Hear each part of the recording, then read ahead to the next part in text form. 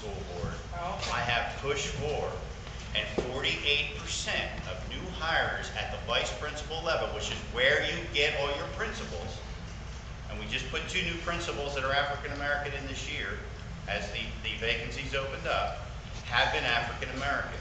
That has been my insistence. It's a reasonable, fair number, and the point is, when you bring them up through the ranks as vice principal, then you have great principals, then you have great administrators, because they're trained along the route and it's done in a proper manner. Okay. And that's what I push for, and we are accomplishing that. Now, in my opinion, and when I was on the board, I've also tried to push for it. Get African American teachers in the classroom, Asian teachers, Hispanic teachers. If you want to eliminate a lot of the problems that you have on campus, give the children someone to look up to as a role model. If they don't ever see anybody that look like them in the classroom that they can relate to, you're going to continue to have problems, because all they're going to identify with, and excuse me y'all, small frame white women. That is fully what the system is made of. Johnny, here's the problem with that. We hold fairs to do that every year. I believe I have the number correctly. Coastal Carolina University, which graduates hundreds of teachers this year, had 2 African Americans. We need to, and Benny's involved in this, Mickey's involved in this, and I'm involved in this. We're working to get African Americans into college to be teachers. And we're trying to explain to them, do you realize how much money a teacher makes in Horry County? It's not a bad deal here, you know? And we are working on that. But when you only have 2 graduate, it's kind of hard to hire 20. You understand what I'm saying? Oh yes. Now, when I was on the board, I took a look at the schools in which the recruiters were going to. They are going out to other states where school population of African Americans are less, or just barely over 1% in some of those schools.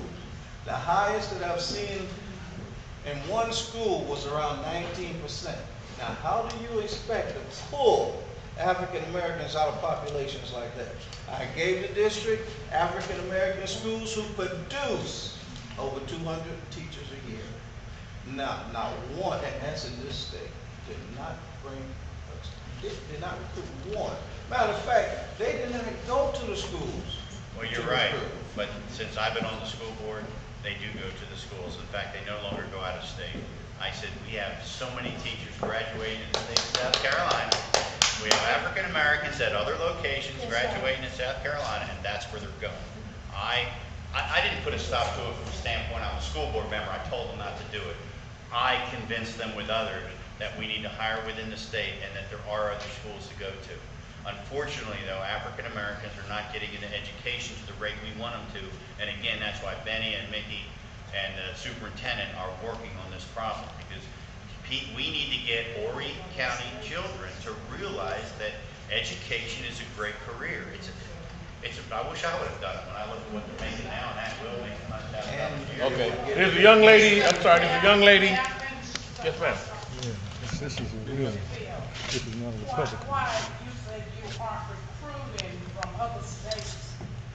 I don't reject them from doing it. It doesn't work very well, because when people go to look, most of our hirees end up coming from CCU. You know why? Because they come here, they have a good teacher program, and people get used to living here. My daughter graduated from USC. She stayed in Columbia for 5 years. To try and get people to come from somewhere they're used to being is very difficult.